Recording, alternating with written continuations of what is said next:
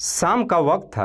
एक 10 साल का लड़का जो अपनी ही गली में अपने दोस्तों के साथ खेल रहा था, लेकिन खेलने के बाद जैसे ही अपने घर पे पहुंचता है, जस्ट उसके थोड़ी ही देर के बाद अचानक उसके घर के अंदर से जोर जोर से चीखने और चिल्लाने की आवाज़ आनी शुरू हो जाती है। आस पड़ोस के लोग जब उस आवाज़ को सुनते हैं, कुछ लोग उसके घर पे पहुंचते हैं, पर जैसे ही घर के अंदर एंट्री करते हैं, घर के अंदर का नज़ारा देख हर किसी का होश उड़ जाता है।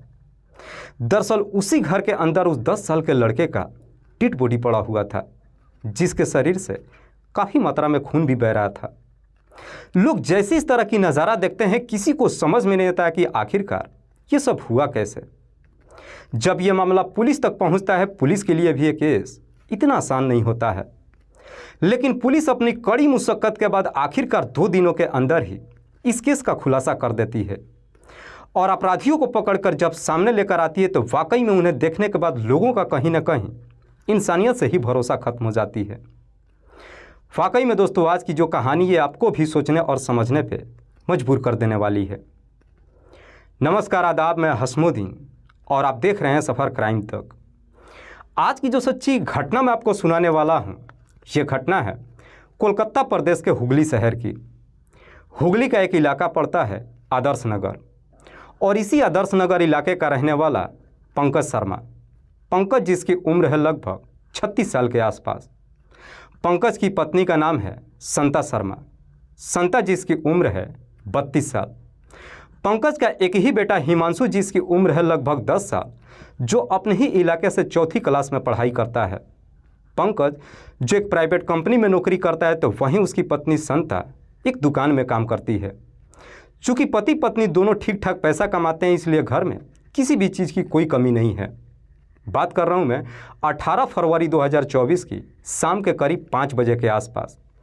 दरअसल हिमांशु के स्कूल में पढ़ने वाली उसकी दोस्त जो उसके पड़ोस में रहती है, जब उससे मिलने के लिए उसके घर में जाती है, तो देखती है कि घर के अंदर हिमांशु का डेड बॉडी पड़ा है। वो छोटी बच्ची जैसी इस तरह की नज़ारा देखती है, वो जोर जोर से चीखने और चिल्लाने लगती है।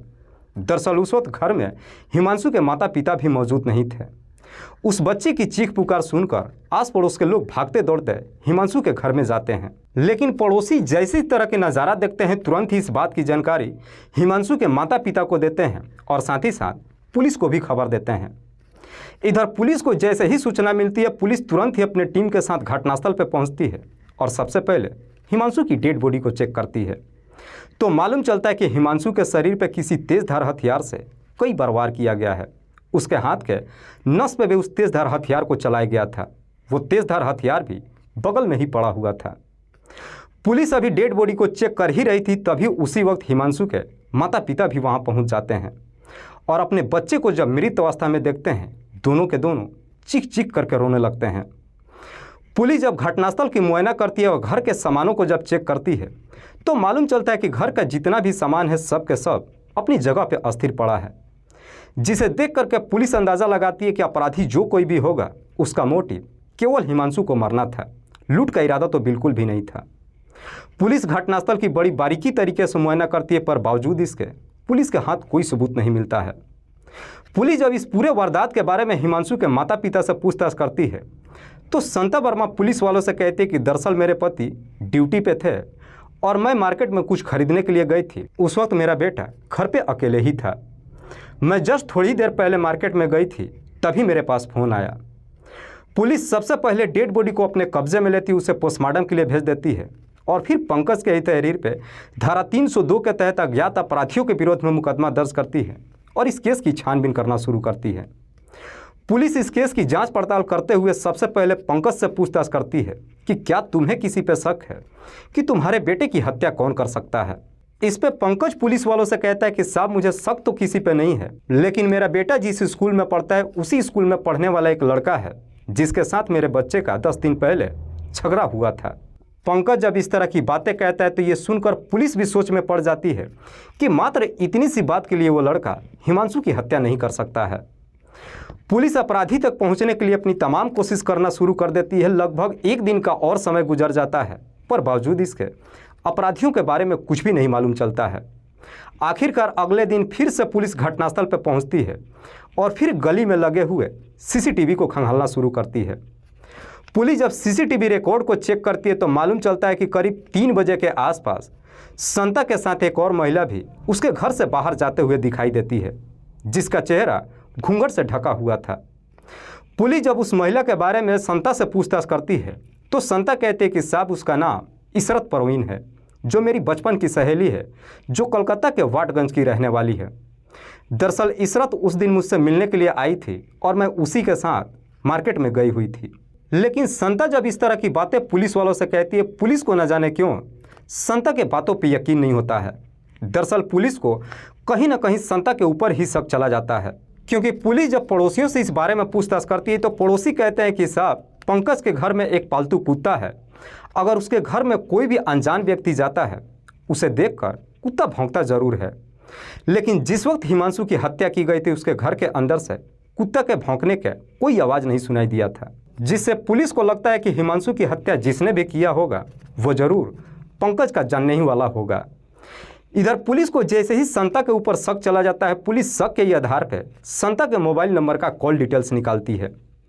पुलिस जब डिटेल्स को चेक करती है तो मालूम चलता है कि संता अपनी सहेली इशरत से पिछले कई महीनों से लगातार बातचीत करते ही नहीं आ रही थी, बल्कि हर दिन घंटों घंटों बातचीत करती थी। लेकिन जिस दिन हिमांशु की हत्या हुई थी उस दिन संता अपनी सहेली से मात्र एक ही बार बातचीत की थी, और वो भी मात्र 2 ही मिनट। पुलिस को जब इस तरह का डिटेल्स मिल जाता है उसके बाद से पुलिस अब इशरत के बारे में पता लगाने के लिए उसके भी मोबाइल नंबर का डिटेल्स निकालती है। डिटेल्स को जब चेक करती है तो पुलिस एकदम से चौंक जाती है, क्योंकि उसके डिटेल्स के अनुसार पुलिस को मालूम चलता है कि दरअसल 18 फरवरी को करीब 2 बजे के आसपास इशरत का मोबाइल स्विच ऑफ हो चुका था, और जिस वक्त इशरत का मोबाइल बंद हुआ था उसके मोबाइल का आखिरी लोकेशन वाटगंज का ही दिखाई दे रहा था। उसके बाद से इधर इशरत अपने सहेली संता के घर पे आई थी, लेकिन जब संता के घर पे पहुंची थी उस वक्त तक भी इशरत का मोबाइल बंद ही था, और करीब 8 बजे के आसपास फिर से इशरत का मोबाइल ऑन हुआ था। लेकिन जिस वक्त इशरत का मोबाइल ऑन हुआ था उस वक्त भी उसका लोकेशन वाटगंज का ही दिखाई दे रहा था। मोबाइल थोड़ी ही देर के लिए ऑन हुआ था, और जैसे ही ऑन हुआ था इशरत ने संता से ही बातचीत किया था, और बातचीत करने के बाद फिर से अपना मोबाइल बंद कर लिया था। पुलिस को जैसे इस तरह का डिटेल्स मिल जाता है, पुलिस को कहीं ना कहीं अब संता के ऊपर गहरा शक चला जाता है, और इसी शक के आधार पर पुलिस संता को अपने कस्टडी में ले लेती है और फिर उसके बेटे हिमांशु की हत्या के बारे में सख्ती से पूछताछ करती है। पुलिस जैसे ही अपना शक्ति दिखाना शुरू करती है, आखिरकार मजबूर होकर संता अपनी सच्चाई कबूल कर लेती है। लेकिन संता जब इस हत्या की पूरी कहानी बताती है तो वाकई में इसे सुनने के बाद किसी को भी अपने कानों पर यकीन ही नहीं होता है। संता और इशरत बचपन की सहेलियां नहीं है, बल्कि दोनों एक साथ ही अपनी पढ़ाई भी करती है। पर जैसे ही दोनों जवानी की दहलीज पर कदम रखती है, संता और इशरत को एक दूसरे से प्यार हो जाता है।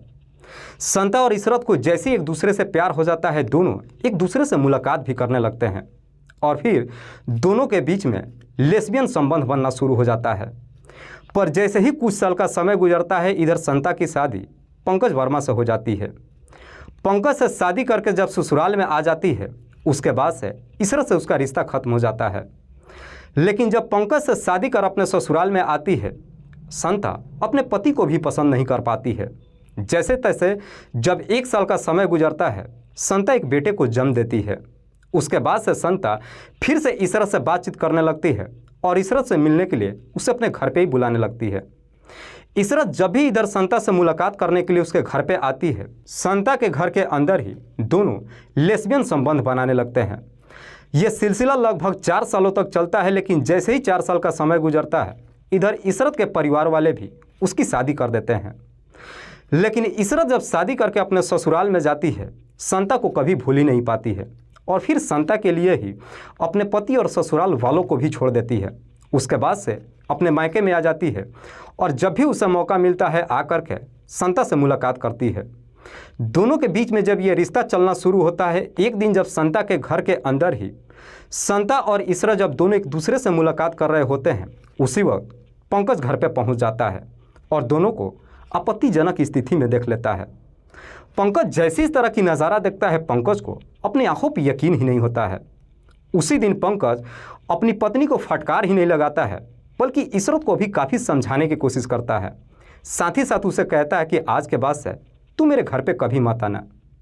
लेकिन जैसे ही अपने घर पे आने से मना कर देता है, संता एकदम से गुस्से में आ जाती है और उल्टा अपने पति को धमकी देते हुए कहती है कि अगर इस बारे में तुमने किसी को कुछ भी बोला तो मैं तुम्हारे ऊपर रेप का मुकदमा दर्ज कर दूंगी, जिस वजह से तुम्हें जेल जाना पड़ जाएगा। जेल जाने की जैसे ही धमकी देती है, पंकज भी अपनी पत्नी की धमकियों से डर जाता है। उसके बाद से चाह कर ना तो अपनी पत्नी को मना कर पाता है और ना ही इस बारे में किसी को कुछ बता पाता है। समय धीरे धीरे यूं ही जब गुजरना शुरू होता है, इधर संता का बच्चा भी लगभग 10 साल का हो जाता है। हर रोज़ की तरह संता और इशरत जब उसके घर के अंदर एक दूसरे से मुलाकात कर रहे होते हैं, उसी वक्त इधर हिमांशु भी जब अपने स्कूल से घर पे पहुंचता है, सीधे अपनी मम्मी के कमरे में चला जाता है, जहां पे दोनों को आपत्तिजनक स्थिति में देख लेता है। हिमांशु जैसे इस तरह की नज़ारा देखता है, वहां से काफ़ी तेज़ी से बाहर निकलता है और आकर अपने बरामदे में बैठ जाता है। ये दोनों के दोनों जब अपने कपड़े पहन लेते हैं, वहाँ से बाहर निकलते हैं और आकर हिमांशु से बातचीत करते हैं। लेकिन हिमांशु एकदम से गुस्से में आ जाता है और दोनों को जवाब देता है कि तुम दोनों ही बहुत ही गंदी हो, मैं तुम दोनों से बातचीत नहीं करना चाहता हूँ। मैं इस बारे में पापा को ही नहीं बल्कि सारे लोगों को बताऊँगा। जैसे इस तरह की बातें कहते ये सुन करके संता और इशरत दोनों ही काफ़ी डर जाती है, क्योंकि दोनों के बीच में जो ये रिश्ता चल रहा था, इस बारे में किसी को कुछ नहीं मालूम था। उस दिन तो इशरत अपने घर पे चली जाती है, लेकिन उसके बाद से लगभग 1 सप्ताह तक इशरत ना तो संता के घर पे जाती है और ना ही दोनों की कभी मुलाकात हो पाती है। पर जैसे ही 1 सप्ताह का समय गुजरता है, इशरत से बर्दाश्त नहीं हो पाता है। 18 फरवरी 2024 को जब इशरत संता से मुलाकात करने के लिए उसके घर पे जाती है, अपने घर पे ही पहले मोबाइल बंद कर लेती है और करीब 2 बजे के आसपास संता के घर पे पहुंचती है। उस वक्त हिमांशु जो अपने स्कूल गया हुआ था, संता भी अकेले अपने घर पे ही थी। मौका दोनों को बेहतर मिल जाता है। फिर से दोनों ही कमरे के अंदर जाते हैं और अपने हसरतें पूरी करने लगते हैं। लेकिन दोनों अपने प्यार में इस प्रकार से डूब जाते हैं कि समय का कुछ पता ही नहीं चलता है। और फिर इधर हिमांशु स्कूल से अपने घर पे आ जाता है और फिर से अपने मम्मी के कमरे में चला जाता है। जैसे ही कमरे के अंदर एंट्री करता है, फिर से दोनों को आपत्तिजनक स्थिति में देख लेता है। जैसे इस तरह का नज़ारा देखता है, इस प्रकार से गुस्से में आ जाता है कि दोनों को धमकी देते हुए कहता है कि मैं जा रहा हूँ आज बाहर गली में और सबको बताऊंगा कि तुम लोग करते क्या हो। हिमांशु जब वहाँ से निकलता अपनी साइकिल लेकर सीधे गली में आ जाता है, पर जैसे ही गली में पहुँचता है, उसके कुछ दोस्त मिल जाते हैं और उन्हीं के साथ खेलने लगता है और सारी बातों को भी भूल जाता है। पर कुछ देर तक खेलने के बाद वापस जब अपने घर पे पहुंचता है, तब तक इधर संता और इशरत अपना पूरा प्लान तैयार कर चुके थे। दरअसल दोनों को लगता है कि हिमांशु की वजह से दोनों एक दूसरे से मुलाकात ही नहीं कर सकते हैं, बल्कि समाज में किसी को मुंह भी नहीं दिखा पाएंगे। हिमांशु जैसे ही अपने घर के अंदर एंट्री करता है, ये दोनों मिलकर एक भारी चीज़ से उसके सर पे काफ़ी जोर से वार कर देते हैं, जिसकी वजह से हिमांशु काफ़ी गंभीर अवस्था में वहीं पे गिर जाता है। उसके बाद ये दोनों किचन में जाते हैं, वहाँ से एक तेज़ धार हथियार को लाते हैं और सबसे पहले हिमांशु के हाथ के नस पे चला देते हैं और फिर उसी तेज़ धार हथियार से हिमांशु के शरीर पे एक पर एक कई सारे वार कर देते हैं, जिसकी वजह से हिमांशु की घटनास्थल पे ही मौत हो जाती है। उसके बाद से संता जब अपनी सहेली इशरत को लेकर अपने घर से निकलती है, उसके चेहरे पे घूंघट डाल देती है।